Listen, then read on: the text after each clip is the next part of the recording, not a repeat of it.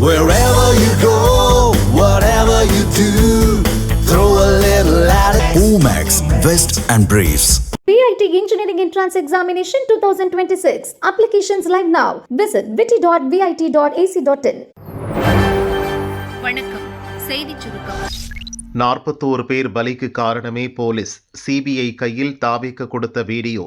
டெல்லி விசாரணையில் பரபரப்பு வாக்குமூலம். கரூரில் செப்டம்பர் இறுதியில் தாவேக்க தலைவர் விஜய் நடத்திய பிரச்சார கூட்டத்தின் போது ஏற்பட்ட நெரிசலில் சிக்கி 41 பேர் உயிரிழந்தனர். இது தொடர்பாக சிபிஐ விசாரித்து வருகிறது. கரூரில் முகாமிட்டு தாவேக்க நிர்வாகிகள், சம்பவத்தை நேரில் பார்த்தவர்கள், போலீசார், அரசு ஊழியர்கள் உட்பட 100க்கும் மேற்பட்டவர்களிடம் சிபிஐ அதிகாரிகள் விசாரித்தனர். இதன் தொடர்ச்சியாக தாவேக்க பொதுச் செயலாளர் ஆனந்த், தேர்தல் பிரிவு மேலாண்மை பொதுச் செயலாளர் ஆதவ் அர்ஜுனா, இணை செயலாளர் நிர்மல்குமார், கரூர் மாவட்ட செயலாளர் மதியழகன் ஆகியோரிடம் டெல்லியில் வைத்து 2 நாட்களாக விசாரித்தனர். கரூர் கலெக்டர் தங்கவேல், எஸ்பி ஜோஷ் தங்கையா, கூடுதல் எஸ்பி பிரேமானந்தன், டிஎஸ்பி செல்வராஜ், கரூர் நகர இன்ஸ்பெக்டர் மணிவண்ணன் ஆகியோரிடமும் 2 நாட்களாக விசாரணை நடந்தது. இரு தரப்பினரிடமும் தனித்தனியாக கிட்டத்தட்ட 9 மணி நேரம் விசாரணை நடந்தது. அனைவரிடமும் வாக்குமூலம் பெறப்பட்டது. அப்போது 41 பேர் மரண காரணங்கள் குறித்து சிபிஐ அதிகாரிகளிடம் 2 தரப்பும் மாறி மாறி குற்றம் சுமத்தியுள்ளனர். குறிப்பாக கரூர் கலெக்டர் மற்றும் எஸ்பி உள்ளிட்ட போலீஸ் அதிகாரிகள் சார்பில் அளித்த வாக்குமூலம். விஜய் கூட்டத்துக்கு சட்ட ரீதியாக ஆய்வு நடத்தி அனுமதி வழங்கப்பட்டது. விதிகளுக்கு புறம்பாக எதுவும் நடக்கவில்லை. விஜயால் எந்தெந்த இடங்களில் காலதாமதம் செய்யப்பட்டது, ஏன் கூட்ட நெரிசல் ஏற்பட்டது என்பது குறித்த வீடியோ ஆதாரங்களை சமர்ப்பித்துள்ளோம்.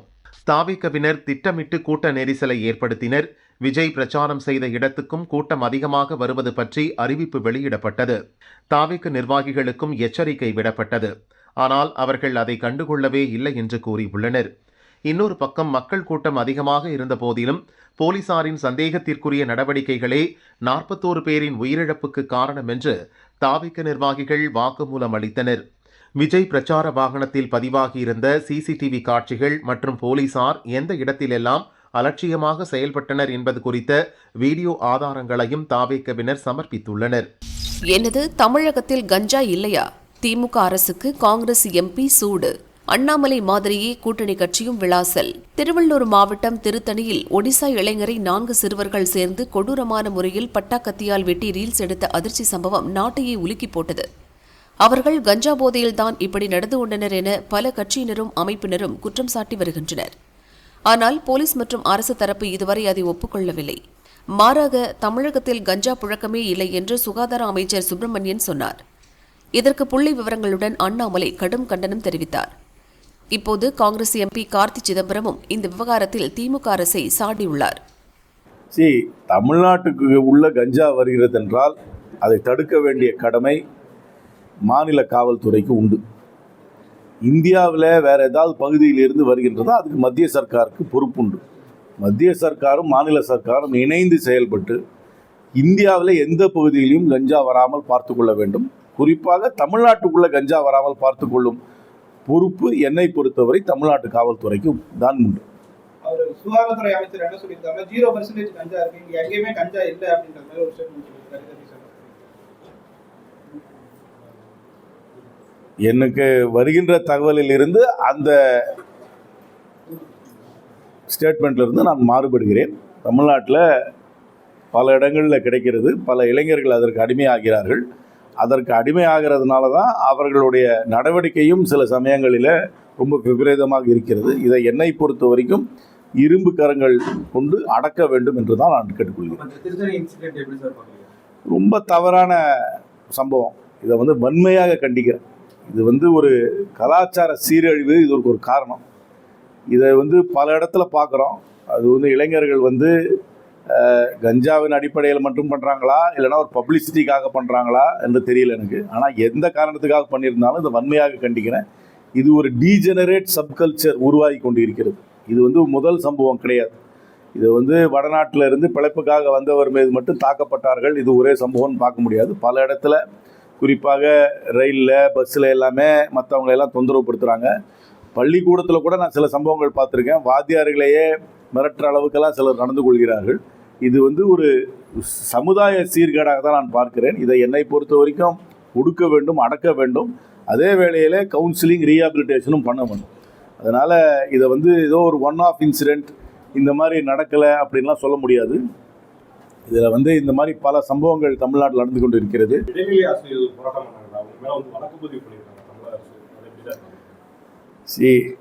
போராட்டமும் சில கோரிக்கைகளாக பண்ணும்போது அவங்களோட பேச்சுவார்த்தை மூலமாக தீர்க்கிறது தான் என்னை பொறுத்த வரைக்கும் பொருத்தமாக இருக்கும். போராட்டம் பண்ணுறவங்க மேலே எல்லாமே வழக்கு பதிவு பண்ணி அவர்களை இன்னும் அதை எக்ஸாஸ்பரேட் பண்ணாமல் ஒரு நெகோஷியேட் பண்ணி அவங்களோட கோரிக்கைகளை சட்ட ரீதியாக நிறைவேற்ற முடியுமா இல்லையா என்ற நியாயத்தை அவர்கள் சொல்லி பேச்சுவார்த்தை மூலம் தீர்க்க வேண்டும் என்று கேட்டுக்கொள்கிறேன்.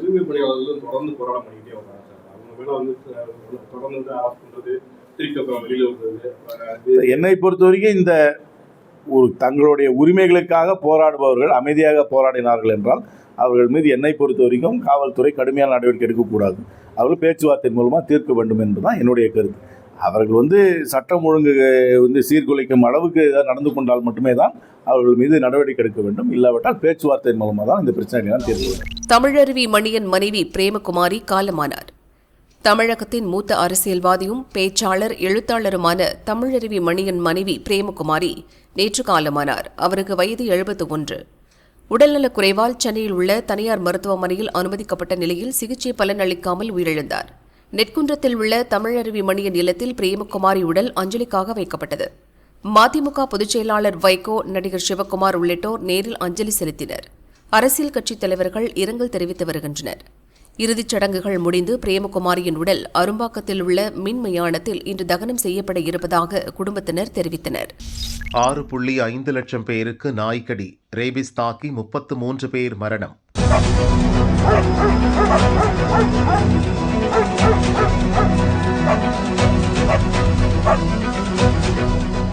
தமிழகத்தில் 2025 மட்டும் 6,50,000 பேரை நாய் கடித்திருப்பதாக வெளியான தகவல் கடும் அதிர்ச்சியை ஏற்படுத்தியுள்ளது.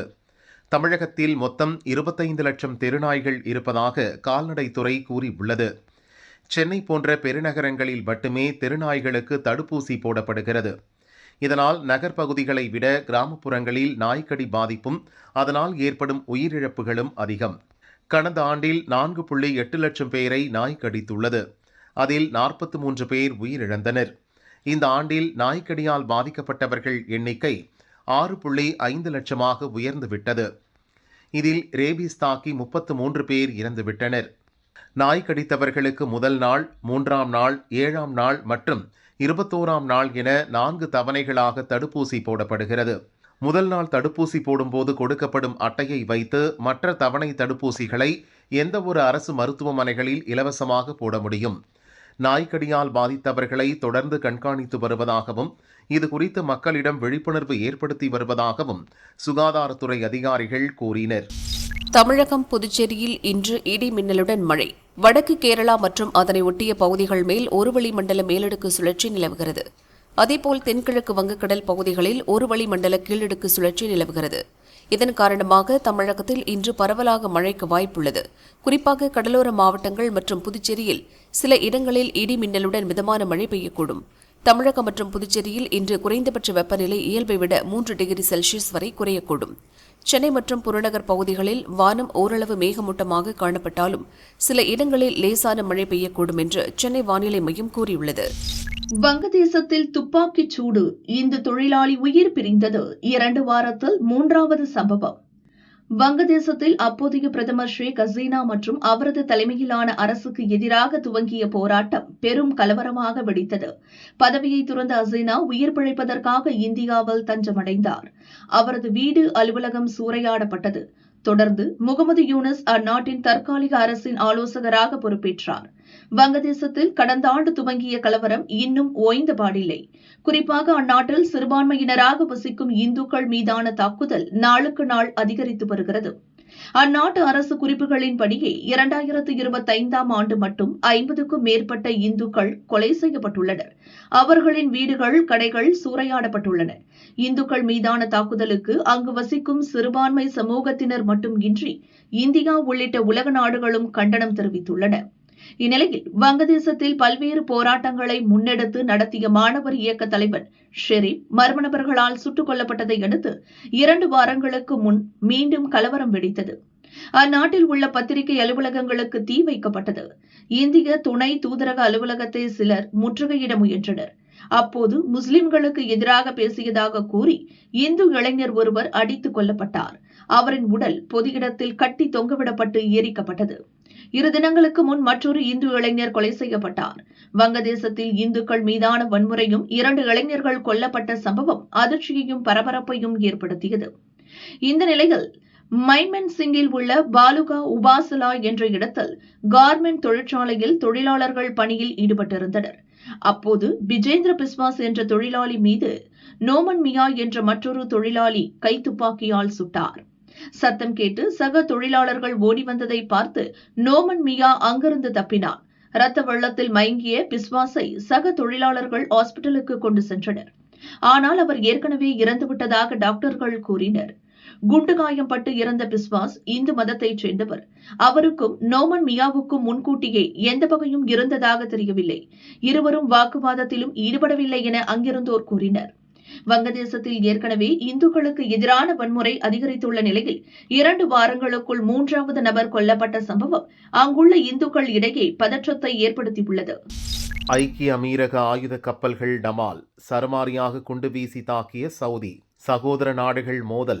ஏமனில் உச்சக்கட்ட பதற்றம். மேற்காசிய நாடான ஏமனில் கடந்த 10 ஆண்டுகளாக உள்நாட்டு போர் நடந்து வருகிறது. இப்போரில் ஈரான் ஆதரவு பெற்ற ஹவுதி குழுவினரும் அரசு படைகளும் மோதி வருகின்றன. சவுதி அரேபியாவும் ஐக்கிய அரபு எமிரேட்ஸும் அரசு படைகளுக்கு ஆதரவாக உள்ளன. இந்த நிலையில்தான் யாரும் எதிர்பாராத விதமாக அரசு படைகளுக்கு உள்ளேயே தெற்கு இடைக்கால கவுன்சில் என்ற பிரிவினைவாத குழு உருவெடுத்தது. இவர்கள் தெற்கு ஏமனை தனி நாடாக்க வேண்டுமென்று கோரிக்கை விடுத்து வருகின்றனர். இந்த குழுவுக்கு ஐக்கிய அரபு எமிரேட்ஸ் ஆதரவளித்து வருகிறது. தெற்கு இடைக்கால கவுன்சில் தலைமையிலான படைகளுக்கு ஐக்கிய அரபு எமிரேட்ஸ் பெருமளவிலான ஆயுதங்கள் மற்றும் போர் தளவாடங்களை அனுப்பி வைத்தது. அந்த கப்பல்கள் ஏமனின் முகல்லா துறைமுகத்துக்கு வெளியே நங்கூரமிட்டு நிலைநிறுத்தி வைக்கப்பட்டிருந்தன. இதை அறிந்த சவுதி அரேபியா வான்வழி தாக்குதல் நடத்தியது. 2 ஆயுத கப்பல்களையும் சரமாரியாக குண்டு வீசி அழித்தது. மக்களுக்கு எந்தவித பாதிப்பும் ஏற்படாத வகையில் இந்த தாக்குதலை நடத்தியதாக சவுதி ராணுவம் தெரிவித்தது. சவுதியில் தாக்குதலை தொடர்ந்து ஏமனின் அரசு படைகள் நேற்று அவசர நிலையை அறிவித்தன. எமிரேட்ஸுடனான ஒத்துழைப்பை முடிவுக்கு கொண்டு வந்ததோடு அங்குள்ள எமிரேட்ஸ் படைகளை 24 மணி நேரத்துக்குள் வெளியேறவும் உத்தரவிட்டுள்ளன. சவுதி வெளியுறவு செய்தி தொடர்பாளர் வெளியிட்ட அறிக்கையில் ஐக்கிய அரபு எமிரேட்ஸ் எடுத்த நடவடிக்கைகள் மிகவும் ஆபத்தானவை என்று தெரிவித்துள்ளனர். சவுதி தாக்குதலை தொடர்ந்து கிளர்ச்சி படைக்கு கொடுத்த ஆதரவை எமிரேட்ஸ் வாபஸ் பெற்றது. யாருமே எதிர்பார்க்காத குண்டுவீச்சால் ஏமனில் பதற்றம் நீடிக்கிறது.